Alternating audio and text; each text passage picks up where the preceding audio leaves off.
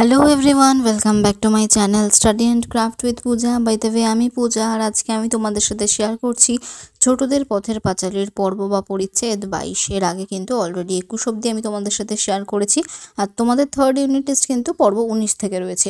তো যারা সেগুলো এখনও দেখোনি, ডিসক্রিপশন বক্সে প্লেলিস্টের লিঙ্ক আছে, সেখান থেকে কিন্তু তোমরা তোমাদের সেই চ্যাপ্টারগুলো দেখে নিতে পারো। তো চলো বেশি দেরি না করে ক্লাসটা শুরু করবো। আর তোমরা কিন্তু আজকেও তোমাদের পেন্সিল আর বই নিয়ে বসবে, তোমরা কিন্তু ইম্পর্টেন্ট জায়গাগুলো বইতে মার্ক করে নেবে। তো শুরু করছি। বৈকাল বেলা হইতে আবার ভয়ানক বৃষ্টি নামিল। বৃষ্টির সঙ্গে ঝড়ও যেন বেশি করিয়া আসে। বৃষ্টির শব্দে কান পাতা চায় না। দরজা জানালা দিয়ে ঠান্ডা হাওয়ার ঝাপটার সঙ্গে বৃষ্টির ছাট হু হু করিয়া ঢোকে। ছেঁড়া থলে, ছেঁড়া কাপড় গোজা ভাঙা কবাটের আড়ালের সাধ্য কি যে ঝড়ের ভীম আক্রমণের মুখে দাঁড়ায়। বেশি রাত্রে সকলে ঘুমাইলে বেশি বৃষ্টি নামিল। সর্বজয়ার ঘুম আসে না। সে বিছানায় উঠিয়া বসে। বাহিরে শুধু একটানা হুসহুস জলের শব্দ। জীর্ণ কোঠাখানা একবারের দমকায় যেন থরথর করিয়া কাঁপে। ভয়ে তাহার প্রাণ উড়িয়া যায়। গ্রামের এক ধারে বাঁশবনের মধ্যে ছোট ছোট ছেলে মেয়ে লইয়া নিঃস্ব হয়, যে সে যেন আর বসিয়া থাকিতে পারে না। কয়দিন যে ওল শাক, কচুর শাক সিদ্ধ করিয়া খাইয়া দিন কাটাইতেছে। নিজে উপবাসের পর উপবাস দিয়া ছেলে মেয়েকে যাহা কিছু সামান্য খাদ্য ছিল খাওয়াইতেছে। শরীর ভাবনায় যে অনাহারে দুর্বল, মাথার মধ্যে কেমন করে। একবার বড় একটা দমকায় ভয় পাইয়া সে ঝড়ের গতিক বুঝিবার জন্য সদর্পণে দালানের দুয়ার খুলিয়া বাহিরের রোয়াকে মুখ বাড়াইল। বৃষ্টির ছাটে কাপড় চুল সব ভিজিয়া গেল। আতঙ্কে সর্বজয়া দৌড় বন্ধ করিয়া দিল।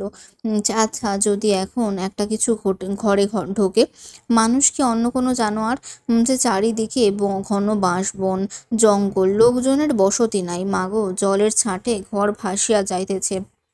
হাত দিয়া দেখিল ঘুমন্ত অপুর গা জলে ভিজিয়া নেতা হইয়া যাইতেছে। সে কি করে? যার কত রাত আছে। সে বিছানা হাতড়াইয়া দেশলাই খুঁজিয়া কেরোসিনের ডিবাটা জ্বালে। ডাকে, ও অপু, ওঠ তো, শুনছিস? ও অপু, ওঠ দেখি। দুর্গাকে বলে, পাশ ফিরে শোতো দুর্গা, বড্ড জল পড়ছে, একটু সরে পাশ ফের দেখি। অপু উঠিয়া বসিয়া ঘুম চোখে চারিদিকে চায়, পরে আবার শুইয়া পড়ে। হুড়ুম করিয়া বিষম কি শব্দ হয়। সর্বজয়া তাড়াতাড়ি আবার দুয়ার খুলিয়া বাহিরের দিকে উঁকি মারিয়া দেখিল বাঁশবাগানের দিকটা ফাঁকা ফাঁকা দেখাইতেছে। রান্নাঘরের দেয়াল পড়িয়া গিয়াছে। তাহার বুক কাঁপিয়া ওঠে। এইবার বুঝি পুরনো কোঠাটা কে আছে, কাহাকে সে এখন ডাকে। মনে মনে বলে, হে ঠাকুর, আজকের রাতটা কোনো রকমে কাটিয়ে দাও। হে ঠাকুর, ওদের মুখের দিকে তাকাও। তাহলে দেখো, আমরা কিন্তু এখানে দেখতে পাচ্ছি ওদের যে ঝড় বৃষ্টি শুরু হয়েছে সেটা থামছে না, বরং বেড়েই চলেছে, এবং তার ফলে তাদের কিন্তু আশেপাশে জল জমে গেছে, বাড়িতে ঘরের ভেতরেও জল পড়ছে। তো এখানে খুব একটা তেমন বেশি প্রশ্ন নেই, তবে তোমরা দাগিয়ে নিতে পারো যে আতঙ্কে সর্বজয়া দৌড় বন্ধ করিয়ে দিল। কিসের আতঙ্ক? তো এই প্রশ্নটা কিন্তু এখান থেকে হলেও হতে পারে। আমি প্রশ্ন উত্তরের ক্লাসে কিন্তু এর অ্যান্সারগুলো ডিসক্রাইব করে দেবো। তো তারপরে দেখো, তখনও ভালো করিয়া ভোর হয় নাই, ঝড় থামিয়া গিয়াছে, কিন্তু বৃষ্টি তখনও অল্প অল্প পড়িতেছে।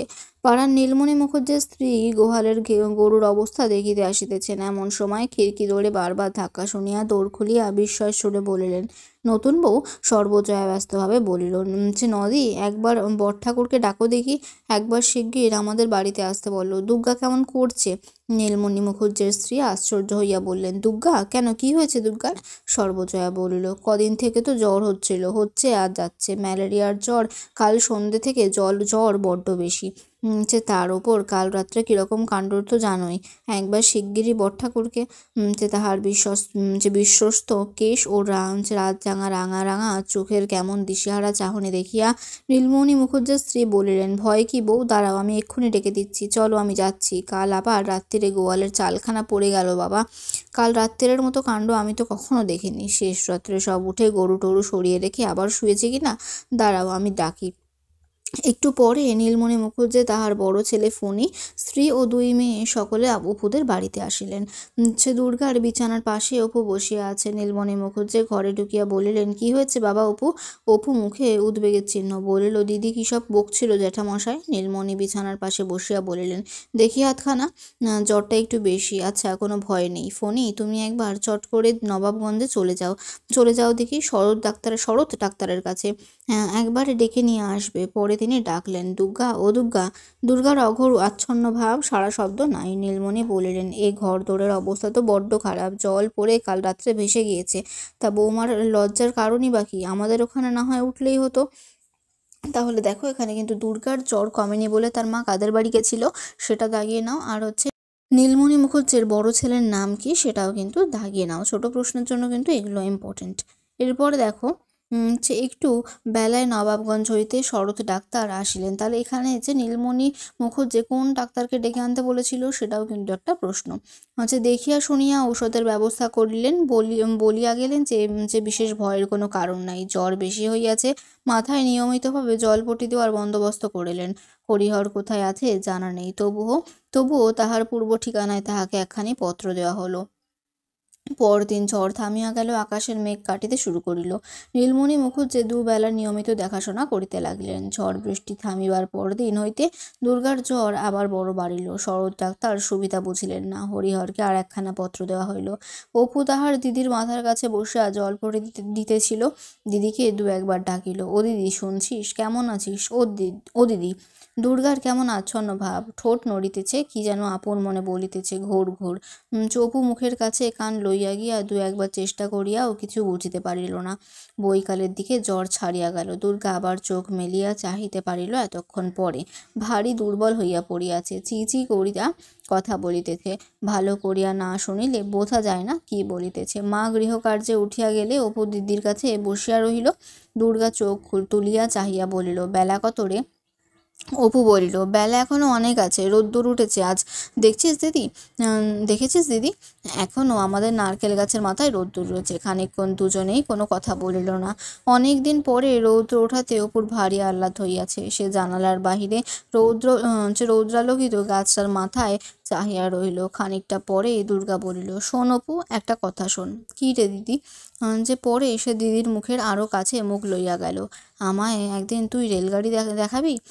যে দেখাবো এখন, তুই সেরে উঠলে বাবাকে বলে আমরা সব একদিন গঙ্গা নাইতে যাব রেলগাড়ি করে। সারা দিন রাত্রি কাটিয়া গেল। ঝড় বৃষ্টি কোনো কালে হইয়াছিল মনে হয় না। চারিধারে দারুণ শরতের রৌদ্র। সকাল 10টার সময় নীলমণি মুখুজ্জে অনেকদিন পর নদীতে স্নান করিতে যাইবেন বলিয়া তেল মাখিতে বসিয়াছেন। তাহার স্ত্রী উত্তেজিত সুরে তার কানে গেল, ওগো এসো তো একবার এদিকে শিগগির। অপুদের বাড়ির দিক থেকে কি যেন কান্নার গলা পাওয়া যাচ্ছে। ব্যাপার কি দেখতে সকলে ছুটিয়া গেলেন। সর্বজয়া মেয়ের উপর ঝুঁকিয়া পড়িয়া বলিতেছে, ও দুর্গা, চা দেখি। ও মা, ভালো করে চা দেখি ও দুর্গা। নীলমণি মুখুজ্জে ঘরে ঢুকিয়া বলিলেন, কি হয়েছে, সরো সরো দেখি। আহা, কি সব বাতাসটা বন্ধ করে দাঁড়াও। সর্বজয়া ভাসুর সম্পর্কে প্রবীণ প্রতিবেশীর ঘরের মধ্যে উপস্থিতি ভুলিয়া গিয়া চিৎকার করিয়া উঠিল, ওগো কি হলো, মেয়ে অমন করছে কেন? দুর্গা আর চাহিল না। আকাশের নীল আস্তরণ ভেদ করিয়া মাঝে মাঝে অনন্তের হাতছানি আসে।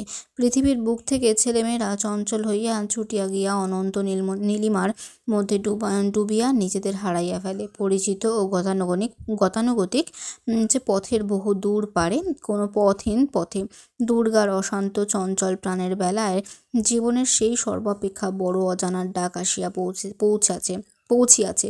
তখন আবার শরৎ ডাক্তারকে ডাকা হইল। বলিলেন, ম্যালেরিয়ার শেষ স্টেজটা আর কি। খুব জ্বরের পরে যেমন বিরাম হয়েছে আর অমনি হার্ট ফেল করে, ঠিক এরকম একটা কেস হয়ে গেল সেদিন 10ঘড়ায়।